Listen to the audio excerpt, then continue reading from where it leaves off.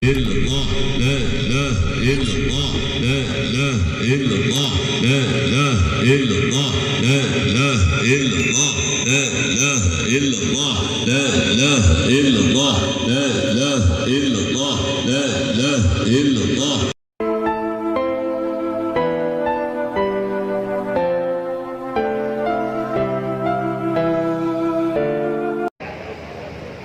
Jadi ilmu tauhid namanya banyak. Yang pertama disebut dengan ilmu tauhid. Kenapa ilmu tauhid disebut dengan tauhid? Karena wahada yuwahidu tauhid. Ilmu itu mengajarkan tentang bagaimana cara mengesahkan Allah. Cuman ilmunya. Makanya orang yang belajar ilmu tauhid belum tentu bertauhid. Ya. Orang yang bertauhid, orang yang berilmu tentang Allah Esa, kemudian ia meyakini Allah Esa, kemudian ia merasakan Allah Esa. Nah, itu namanya bertauhid. Dia mengilmui Allah Esa, tahu dia. Gimana? Takkan mungkin Allah Esa. Kalau andai Allah dua itu tak mungkin lah, karena hancur langit bumi dan dalil-dalil yang banyak ya, ilmunya. Kemudian dia yakin itu dalam ilmu yakin saja. Kemudian ainul yakin dan hakul yakin harus didapatkan dengan rasa. Ya. Satu. Yang kedua disebut dengan ilmu aqaid atau ilmu aqidah. Aqidah itu apa artinya? Aqada yang kedua artinya buhul, simpul. Bahasa Indonesianya pengikat, bahasa Minangnya pengebat. Carilah kerja itu untuk pengebat ya. Tuh, ini cari cekar gelang untuk mengikat. Nah, mengikat apa? Mengikat hubungan kita dengan Tuhan. Yang ketiga namanya ilmu apa? Namanya adalah ilmu kalam. Kenapa ilmu tauhid disebut dengan ilmu tauhid? Padahal ilmu tauhid itu membahas tentang sifat 20. Kenapa namanya kalam saja? Sedangkan kalam itu satu di antara sifat Allah yang 20. Kan itu wujud, qidam, baqa, mukhalafah, lidaris. Terus kalam. Ya. Kenapa disebut ilmu kalam? Karena pembahasan tentang kalam itu paling berat dan paling sulit.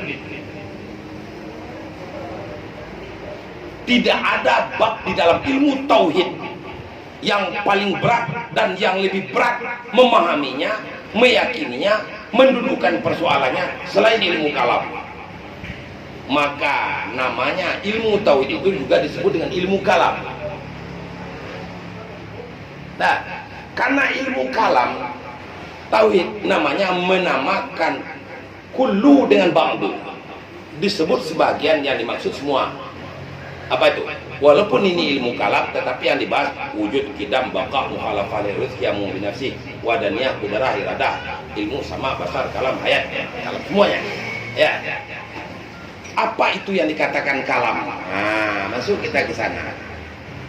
Kalam adalah sesuatu yang dengannya ibaratun yang akan dapat difahami yang dimaksud. Itu kalam.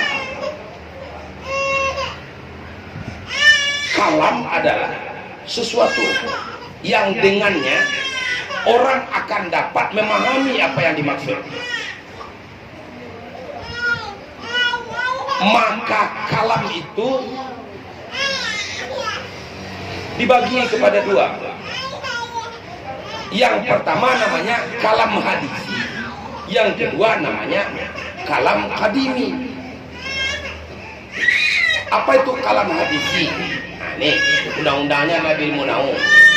Kalamuna lafzul mufidu kastakim wasman wa fi'lun summa harfun kalim wahiduhu kalimatun wal qawlu am wa kalimatun biha kalam qad yu'am bijarri wa tanwini wan nida wa al wa musnadun lil ismi tamyizun asal bitafa'al tawa atat wa yaf'ali wa binuni abbilan nafi' dunyan jali siwa huma harfuka hal wa fi walam wa nuni abbilan nafi' dunyan jali. Wah, panjang gitu ya. Apa itu kalam? Nah, kalam itu adalah lafal Itu yang dikatakan kalam. Kalam hadisi, kalam manusia, lafal, suara yang mengandung pengertian, itu lafal. Kalau ada orang lafal tapi tak bersuara, itu tidak lafal. Seperti gini, ini isyarat. Ada rambu-rambu, S, ada silangnya, itu stop. Ya, tapi yang punya pengertian juga. Nah, itu tidak lafal. Lafal yang tersusun dari dua kalimat, dua suku kata. Umpamanya Muhammad berdiri. Kalau Muhammad saja kata namanya. Kalau kalam itu ya Muhammad berdiri, digabungkan Muhammad dengan berdiri. Kemudian memberi faidah. Artinya memberi faidah itu apa? Yaitu tidak menunggu orang lagi akan kalam yang lain. Contohnya yang menunggu begini, jika Ustadz Imrizal berdiri, segitu baru itu belum kalam.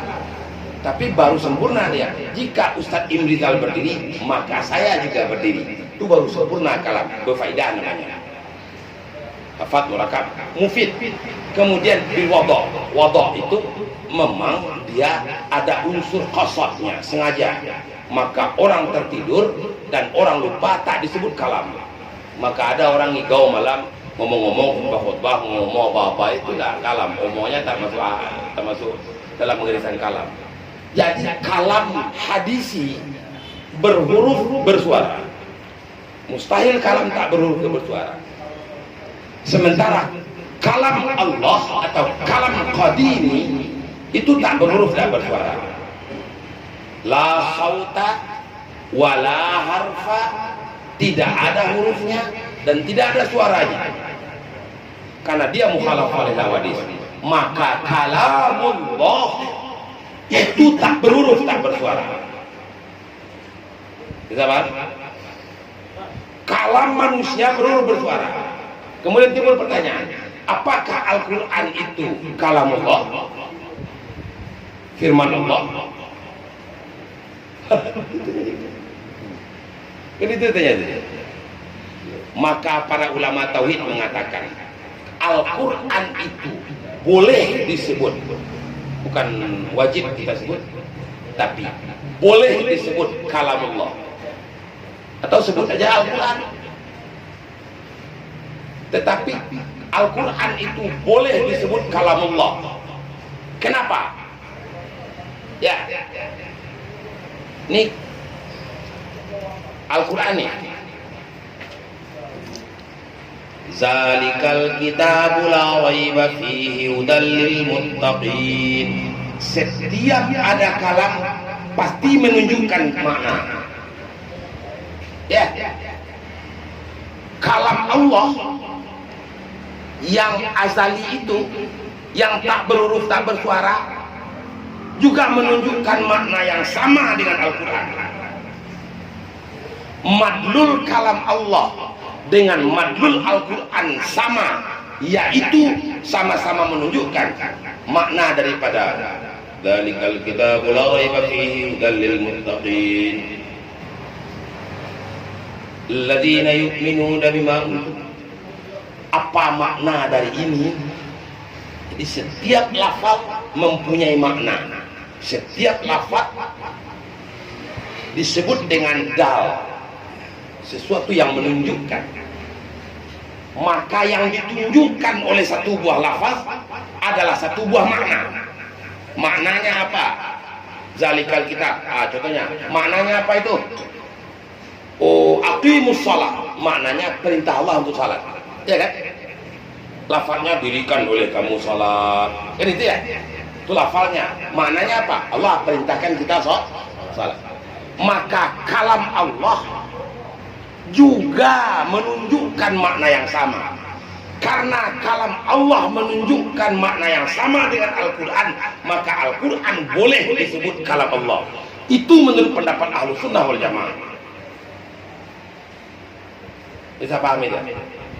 Makna dari kalam Allah dengan makna dari Al-Quran sama itu maknanya.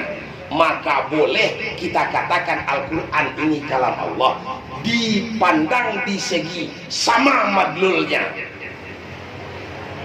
Apa gitu enggak? Agak berat enggak?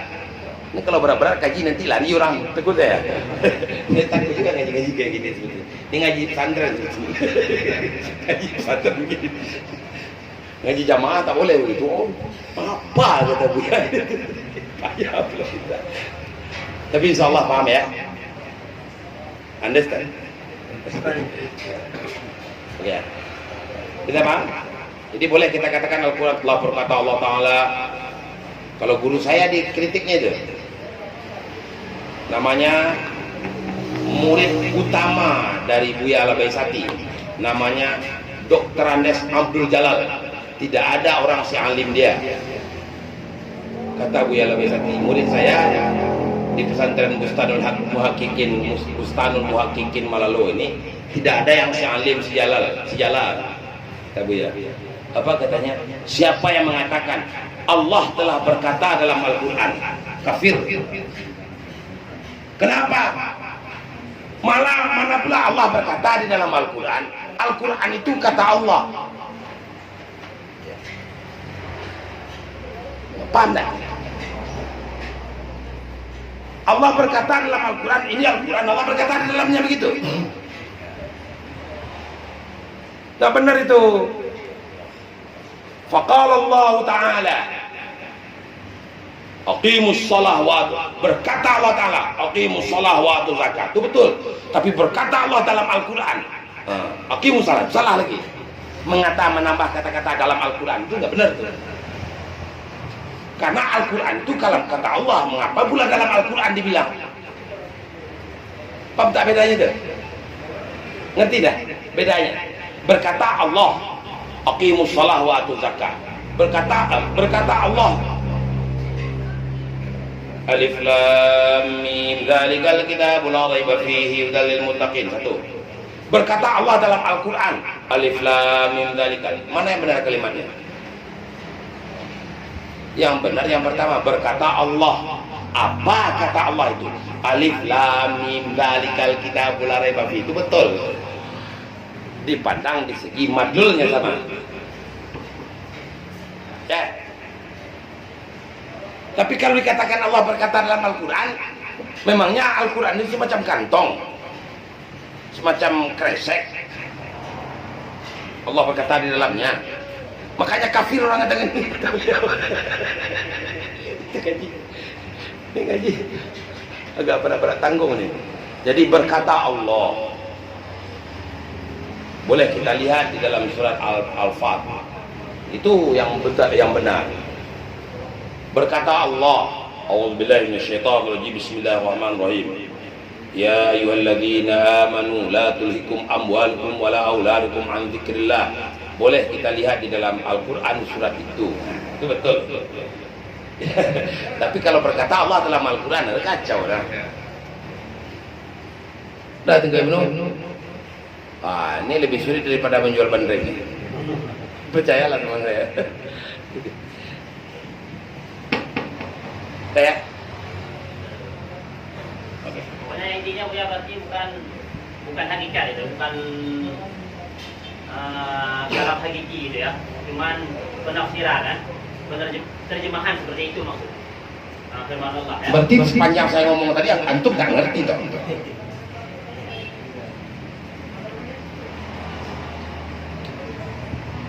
Allah, ini Al-Quran. Bunyi Al-Quran itu contohnya apa? Aqimus shalah wa atuz zakah warfa'u ma'ar raqin. Tabat yada abi lahabin wa tab. Qul huwallahu ahad. Macam-macam 30 juz. Setiap lafal pasti mempunyai makna. Pak, setiap lafal pasti menunjukkan makna. Dalam bahasa Arab menunjukkan dal, yang ditunjukkannya yaitu makna, pengertian. Setiap lafaz pasti mempunyai pengertian. Kalam Allah yang azali itu, yang tak berhuruf tak bersuara itu juga menunjukkan makna itu. Maka samalah yang ditunjukkan oleh kalam Allah di azali dengan kalam Allah yang dengan Al-Quran. Maka karena itu boleh dikatakan Al-Quran. Salah dia bila mana kita katakan Al-Quran itu adalah tafsiran atas kalam Allah. Keliru besar. Di mana kelirunya? Untung pula yang ngomong. Di mana kelirunya? Kalau itu tafsiran kalam Allah, artinya kalam Allah itu bisa ditafsirkan loh. Yang tak berhuruf tak bersuara, seolah-olah ini bukan kalam Allah, cuma tafsiran kalam Allah, Al-Quran itu. Tapi ini bukan tafsiran loh. Ini adalah yang sama tunjukkannya dengan Al-Quran, dengan kalam Allah. Tafsiran atas kalam Allah dengan maknanya sama itu berbeda. Ngerti ya? Untung tanya tadi, syukur pula tadi. Jadi, apakah Al-Quran itu tafsiran atas kalam Allah? Bukan. Tapi yang ditunjukkan oleh kalam Allah dengan yang ditunjukkan oleh Al-Quran sama. Makanya Al-Quran itu boleh disebut kalam Allah. Nah, itu aja jawabnya. Itu jawaban Ahlus Sunnah wal Jamaah.